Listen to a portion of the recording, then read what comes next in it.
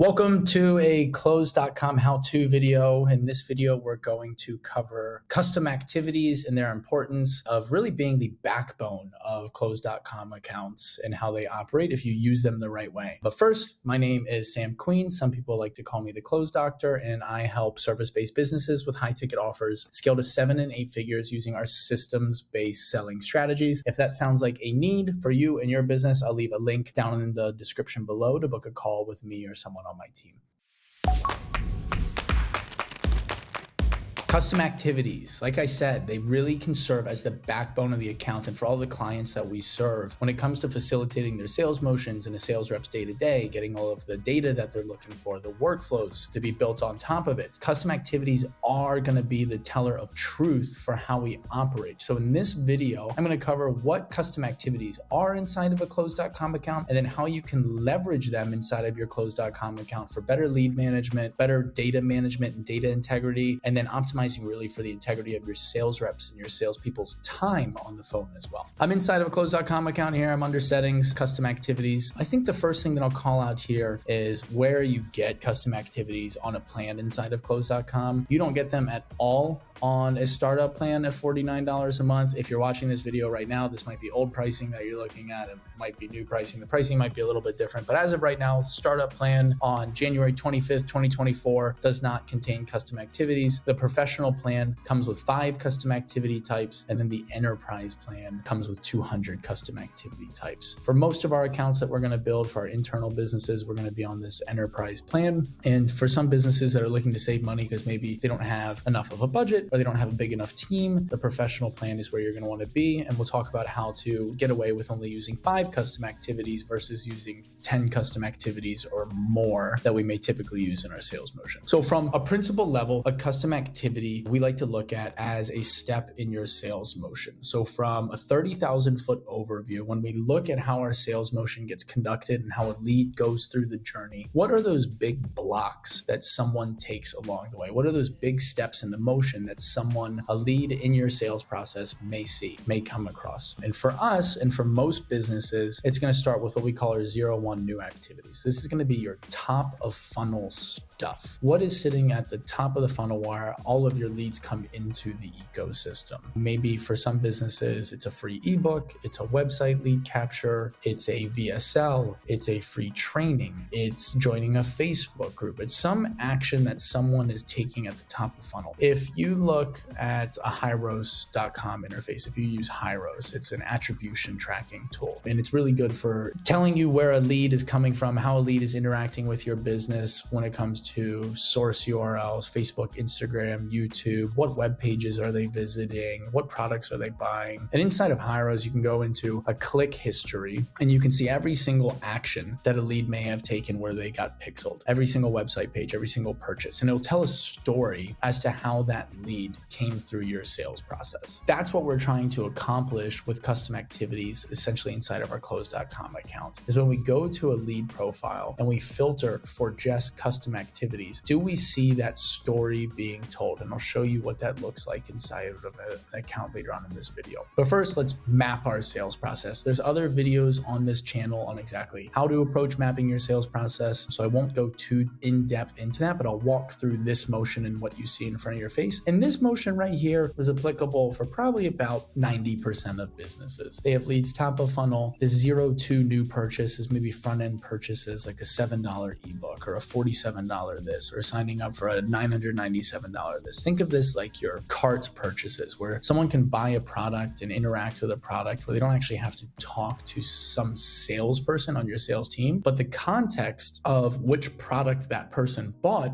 is still very important. So how can we bring that information into the CRM so the sales rep can see that context and know that, oh, this person bought the ebook, they've already been a little bit more indoctrinated into our program, into our process. They're probably a little bit warmer of a lead than someone else may be. So now in the future, if you're building smart views and you have 1,000 leads and then 200 of them have this new purchase activity and 800 of them don't, the 200 is probably who you're going to want to prioritize because they took that next step. They raised their hand a little bit higher. From there, for a business that has a 2-call process, some sort of triage call, and then some sort of strategy session or demo call, we're going to go 03 triage call booked. That call can then get completed or not completed. And this is where you can condense things. If you are only on the 5 custom activity plans, I would just make this a 04 triage call outcome. And then within the outcome, I will have a drop down that would say completed or not completed, and then any of the other relevant information. From there, a lead may go to a strategy session. Some businesses, leads go from new activity straight to demo call, right? Because they performed some other action, came through some other channel, or we're deeming them more qualified and they skip a triage call. That's okay. It's still going to tell the story. These don't have to happen in every single lead profile. They all won't happen in every single lead profile, but we still want to tell the full story. From there, that demo call or strategy session can go completed or not completed. Then we may have an activity for following up, a sale won, and a sale lost. So start at the top, new activity. This one's going to be very, very simple. When it comes to building a custom activity itself, what you can operate as far as custom activity goes are the same sort of inputs that you can get from a custom field. So the custom fields give you drop-down single selects. They give you drop-down multi-selects, date fields, date and time, a number field, a text single line, contact, user. It's important when you're constructing your custom activity that you're going to be using the right custom field type. If you're bringing in an application to a custom activity or some question and answer that's a multiple choice answer, and you bring that answer in as a single line text, but it can be the same answer every single time. It's A, B, or C. You really want to bring that in as a drop-down single select, because then you'll be able to filter a lot better inside of your smart views. You're not going to have to filter and actually type in the entire answer if it was a text field. If it was a drop-down single select field, when you filter for it, you'll be able to just do show me leads that contain this, and you'll be able to select answer A or answer B or answer C instead of having to type out answer A, B, or C. So a custom activity is just a form. That's all it is. They're called custom activities, but just think of them as a form, and you're able to add fields to build different layers to the form. Now, what are you going to add to the form itself? You're going to add what information is relevant to that point in the sales process. What notes are you looking to standardize and collect? What data are you looking to standardize and collect? What KPIs are you looking to standardize and collect? What information are you looking to collect at that stage that you can either filter for, report on, or turn into a workflow at some other step in the process? In 01 new activity, for a lot of people, it's just going to be these top two: activity type and date of activity. Some people might start to add more information from there, but let's pretend 3 and 4 don't exist and just focus on activity type and date of activity. Activity type is a drop-down single select, where in this case, in this demo account, there's a live webinar opt-in. There's a touch point that was made for another lead capture that we call that. And then there's a VSL opt-in potentially. What are all, this could also be ebook, right? It could be Facebook group, join Facebook group, whatever it is. What are all the top of funnel actions that someone can take? And someone might have multiple 01 new activities sitting inside of their profile. It might be that they opted in for an ebook and then 2 weeks later joined the Facebook group, and then 2 weeks later signed up for a free demo, and then 2 weeks later. And it's going to tell the story regardless, is what we're trying to get to. How you're bringing this information in and why we add this little robot to this custom activity is to signify that this is fully automated, or at least partially automated, from Zapier. So inside of Zapier, there is a custom activity trigger and a custom activity action step. So you can either have your zaps and automations start when a custom activity gets triggered. The 01 custom activity gets triggered, change this lead status, or change this pipeline status, or do whatever you want. There's a million different things you can do. Just know that it is a trigger and it is an action step. So if you have joining a Facebook group or a new lead entering a spreadsheet row, because that's what tech is integrated from your Facebook group, how do we then make that the action step inside of Zapier? And then how do we make that the trigger step inside of Zapier? And then the action step would be creating this custom activity. Activity type would be whatever it is from that lead source. So this activity type of opting in for the webinar, and then activity date of activity. It's a date field, right? That way we'll be able to filter for this in a calendar format, instead of, if it was a text field, you would only be able to ever find one date because you would have to type in today's date and it would look for exact matches. So anytime you're bringing in a date into close.com, make sure we're bringing it as a date field. As we go on, new purchase, what information, what data, what notes will we collect at this step? So if you have those cart purchases, those top of funnel purchases, what's maybe the product that they purchase, what is the purchase price, and then what is the date of purchase? It's pretty much all the relevant notes that you would want to bring in there. And then on top of that, I'm not going to go into this video, but maybe you're also adding that to a pipeline inside of your opportunities to track as well, because there's money associated with it. Whether there's money associated with it, we probably want to track that in opportunities because we can start to see that income. We can calculate that income. We can project that income. If you have a 2-call process with a triage call book custom activities probably going to be relevant to you. What information should we bring that's relevant to a triage call getting booked? Probably the date booked in a date field, the date of the actual call themselves. Those are two different things, right? I may book a call today, but my call may be for next week. In my organizations, the marketing department is looking at the KPI of how many calls are they booking for this week, but a sales department is reporting on how many calls are we actually taking this week. Two different nuanced things that if you bring both of those dates in, you'll be able to track both inside of your close.com account, the lead owner, and then the direction. You can think of this also like source. Was it an inbound lead? Was it an outbound lead? If you're cold calling, maybe you're filling this out manually. When you're able to cold call someone and get them on your calendar, a sales rep may fill this out manually. That's why the robot's here. That's partially automated, but it might take manual entry depending on your sales motion where you would ask a sales rep to fill this out. But if you're integrated with Calendly or OneSub or Acuity or any of these scheduling tools, when that call books, you can just have this form fill out automatically.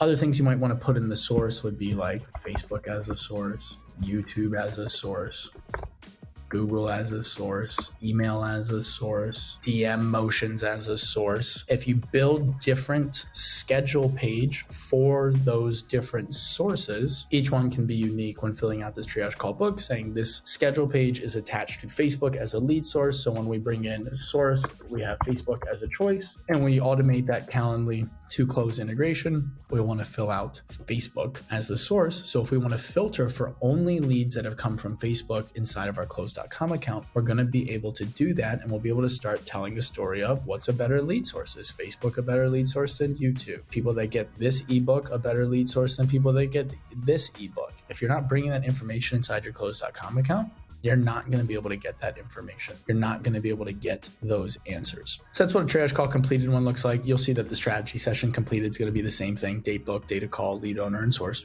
So they look the same. It's just one is coming from this Calendly page or this OneSub page, and the other one's coming from this Calendly page or this OneSub page. Now let's get into the completed, not completed. This is where things can get, once again, nuanced for your business process, but this account, this dev environment is built for, call it a real estate education company, online mentorship for real estate, coaching, consulting space. So in a triage call completed, we might get the outcome.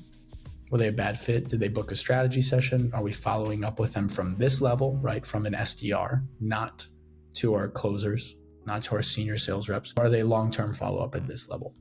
All right, so we want to know the outcome. Think of this like a disposition. This is different. Think of the outcome like a disposition. I could just call this status, but there are lead statuses and close, so we don't necessarily want to confuse those. Your lead statuses are really 30,000 foot overview, like qualified, not qualified, potential leads signed up, do not call. That could be like 5 lead statuses. Whereas these could turn into bad fit, book strategy session, follow-up, long-term follow-up, no-show, cancel, reschedule inside of the not completed form. And once again, you can filter for these things. You can build automations off these things. You can build workflows off of these things, but you're not compromising the integrity of your lead statuses. You don't want to start to have 10, 15, 20, 30, 40 lead statuses. I've seen accounts with 80 lead statuses. And when you get to that point, it's going to be very hard for you to come back and start to clean your account up. So bringing the outcome, data call. Once again, we'll have the sales rep fill that out. Did they confirm the appointment? This is a question I love to get the answer to from a sales rep at this stage. Did they confirm the appointment? I know in some of my businesses now, because I asked that question and I can track that data inside of Close. Once again, drop down, single select, make it easy for your sales reps. If this was, did they confirm, and it was a text field and they had to write it out every single time, you wouldn't be able to track it. I know that if a lead does not confirm their appointment within 4 hours of their appointment time, they have a 95% chance of not showing up for their call. So we can have motions in place for our sales team to, hey, open your calendar up. So there's nothing worse than the anxiety of a sales rep going into, is this lead going to show up? Are they not going to show up? So once you start collecting the data, you can start building the defense or the offensive motions around improving that stat. Setter lead owner is from a triage level, so it would have a setter. A direction was an inbound triage or an outbound triage. Once again, that could be source. And then information, standardized notes that we're looking to collect on that call. Because this is a real estate offer, we maybe want to know, where do they live? Where are they investing? Do they have real estate experience? When they get started? Why are they getting started? Do they have access to funds? Since we're trying to triage and qualify the leads, we want to know, do they have access for funds? Now, depending on what your business looks like, this could be any sort of fields and information that you're looking to gather. Just don't find yourself in a pitfall of adding too many fields where now it feels like really busy work for the sales rep and they feel like they're doing admin tasks with collecting information that they're not going to do anything with. Keep it short, keep it concise, make it easy for the sales rep. And this is important now when this triage call gets sent over to the demo call, to the closer. Your closer is going to have the context every single time in the same exact way on how that previous call went. So you force adopted your sales reps into following a standardized structure of how they take notes and how they collect notes on their calls. 12 months down the road, you want to see those notes again. They're the same way every single time. It really helps leadership and management as well, being able to navigate a Close.com account and see that everyone in the organization is using things the same way, the same time. And then triage call not completed. This, once again, will have that status or that outcome. Okay. Date of call, did they confirm the appointment? Lead owner. Bad data, canceled, no-show, rescheduled. Because this information can be a trigger inside of Zapier, you can take every single time this custom activity gets submitted and send it to a Google Sheet. So if you wanted to build a lookup table and show what percent of leads don't complete a call because they have bad data, what percent don't complete because they're canceled, what percent don't complete because they're no-show, what percent don't complete because they rescheduled, you can start to visualize all of that. You can get it inside your Close.com account too, just by building a series of smart views. But if you want to externalize that, you can build actual clean reports around it, whereas Close.com may not necessarily show you every KPI for your exact sales process. We talked how the strategy session booked looks just like the triage call booked. Let's talk about strategy session completed. This can be a little bit more in depth. Once again, the outcome data call, did they confirm lead owner? This business and this demo account runs off of a webinar, so they have feedback on their webinar. What are their compelling reasons on why they want to do this? The goals, timeline, price, payments, objections, objection notes, package type, payment terms. Definitely goes a little bit more in depth. In this demo account, I've built it out to where there's a finance motion included as well. And with that finance motion, there's some other sort of things that a sales rep may need to fill out. But notice they're all like drop downs. They're not all required fields. Some of them you need to have required. Like this outcome, I would definitely make required. To be able to do that, you go under field options and then turn on require field. And you'll see the little red asterisk. And that'll force your sales reps to now fill it out. And then other information we collected and completed is payment terms, package type, this information, price payments. This information we can automate to then go to our opportunity pipeline and our opportunity notes. And we visualize all of our opportunities and we want to project the income or project the close date. We can start to see that information, like projected close date from this trigger could then be the expected close date of the opportunity. Once again, though, you have to ask yourself, what piece of information, data, KPIs do I want to collect at this stage in the process? And then you'll be able to automate off of it. Then you'll be able to report on it. Then you'll be able to filter off of it. Then when you get to not completed, looks a lot like the triage call, not completed, bad data, current student, canceled, rescheduled, maybe a rep misses a call and you want to track that. Follow up. Lead owner, status, is there going to be another follow-up? Did it get completed, not completed? Outcome, notes, follow-up date, expected follow-up.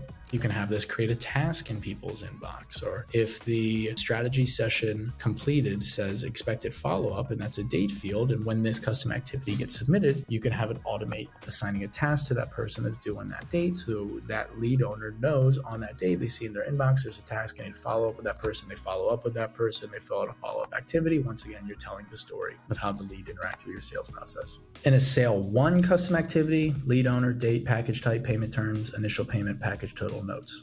We do this way because for a sales pipeline for us, a sales pipeline is going to track top line revenue. It's going to track a lead through the sales process, whereas a contract pipeline is going to track the actual money, the dollars. What was the initial payment? So we can calculate average order value on the front end. What are the installment payment plans? All of those things. kind of looks like this. You'll see that a contract pipeline or our finance pipeline shows us when are the initial payments, installment pendings, installment missed, installment paid, whereas a sales pipeline is just following those custom activities, potential lead, triage, call, book, completed, not completed. Now you can visualize where every lead is at in the sales journey as well. Won't get too deep into the pipelines, just know that they're controlled by custom activities and you can control them with custom activities, at least how we approach our accounts. Initial payment would show, hey, this is the initial payment. Package total would show the top line revenue. Initial payment, like I said, would go to our contract pipeline. Package total would go to our sales pipeline. We can track top line revenue and we can track cash collected now inside of our close account. And if we're building our installment pipelines with those additional payment terms, we can future forecast on what we're expecting to come through the pipeline as well. We also do some things like sending this activity to Slack to notify the sales team so everyone can get excited inside of Slack and we can all cheer each other on and win together. You can do anything you want with it. You can have it send out a contract. If you have this package type outlining all your 4 different payment plans or what you offer or what you sell, you can have this package type go into a lookup table in Zapier to find a user agreement and fire that user agreement off. And now you've automated the way that your contracts go out to your clients. And then when that DocuSign or PandaDoc says that contract signed, you could have that fill out a custom activity inside of Close or move a pipeline stage saying contract signed. Sale lost, lead owner, date, why? Why did we lose the deal? So since we're filling this information out and we can track sales loss activities, we can start to look into the story that they're telling. Why are we losing these deals? And then we can take that information back to our sales calls, our sales trainings, or our marketing department, and we can start to put resources and motions around how we want to address the objections that we're seeing as to why we're losing the deals. That's pretty much it. That's custom activities. You can do them for anything else in your business. If it comes to application data and bringing in maybe like a type form application or the application questions on your schedule page to Close, I really like bringing those into custom fields, because when you bring them into custom fields, this Explorer tab will actually start to map and you can visualize those leads and how they answer those questions. Whereas if you just log that information inside of a custom activity, you're not able to visualize that data. And if we built our custom activities the right way, when we go to our leads tab and we want to build a new smart view or segment a list of leads, we can hit add filter, custom activities. We have them all here. And this is what I'll show you I'm talking about, where you want to use a drop-down field versus a text field. If this activity type was a text field, I would have to type in, join Facebook group every time, or I would have to type in ebook. Whereas if you bring it in as a drop down, I can just select the drop down and it could show me the leads that match those activity types. Saves you a lot of time, makes things a lot easier. That's going to be all for this Close.com specific training on custom activities. There's so many more training videos I'll be able to provide you guys on what to then do with the custom activities and how to integrate them with workflows or build smart views off of them, or how to really dive into the information so it really starts to tell a story. But the last thing that I'll leave you with is showing you what that story looks like and how a lead can interact with your sales process, and how your sales team or your sales leadership will be able to read exactly how that lead has interacted with your sales process. Because really, when you have that story, you can start to find other leads that tell similar stories. And if you have similar stories that are being told, you have a sales motion, you have a sales process, you have something that if you can get a lead to perform ABC action in this order, they convert to a customer, they convert to a student. So here's a lead that signed up as a student. We'll be able to see the full story. If you just look at a lead profile, it may look like that. But if we filter for just custom activities, we'll be able to see the full story of this lead. I know on April 17th, 2023, they opted in for the webinar, live webinar opt-in. Then they booked a call on this day, on the 22nd, for this day, the 23rd, given the lead owner. It's just me in this account.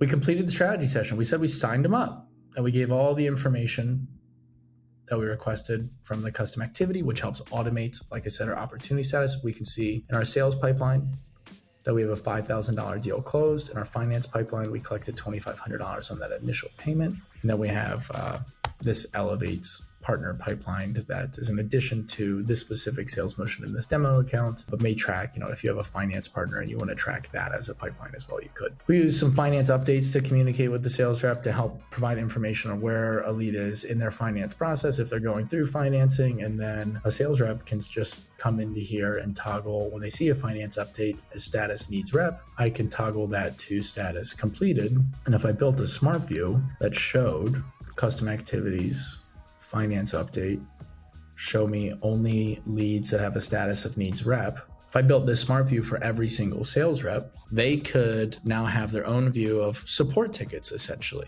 And as long as they go resolve that support ticket and they change it from needs rep to complete, they'll disappear from that smart view. And now you have a way for your finance department to integrate with your sales team without having to message in Slack or email or whatever. They can just operate off of their smart views alone. So a couple finance updates in here and then a sale one activity. Once again, automating some stuff to move through in the pipeline stage. But imagine a world where this lead also interacted with a VSL, also interacted with an ebook, also interacted with these other channels inside your company. You could bring all of that information in and that story would be told the same way every single time. And to me, like I said, it's the backbone, it's the spine. It's invaluable to be able to tell that story and have that information, and custom activities are going to be the one to really drive it home for you. Thanks for hanging out with me in this video. No, a little bit of a longer one, but it's definitely Close.com specific. You'll see a lot more of that content rolling out on this channel and Close.com specific demos. I'll still have my high level conversations and talk tracks as well around the content that I'm making. But I know you guys want to see some very specific Close.com trainings. I hope this was beneficial to you. Other than that, I will catch you in the next video. Don't forget to like and subscribe for future updates, and I'll see you soon.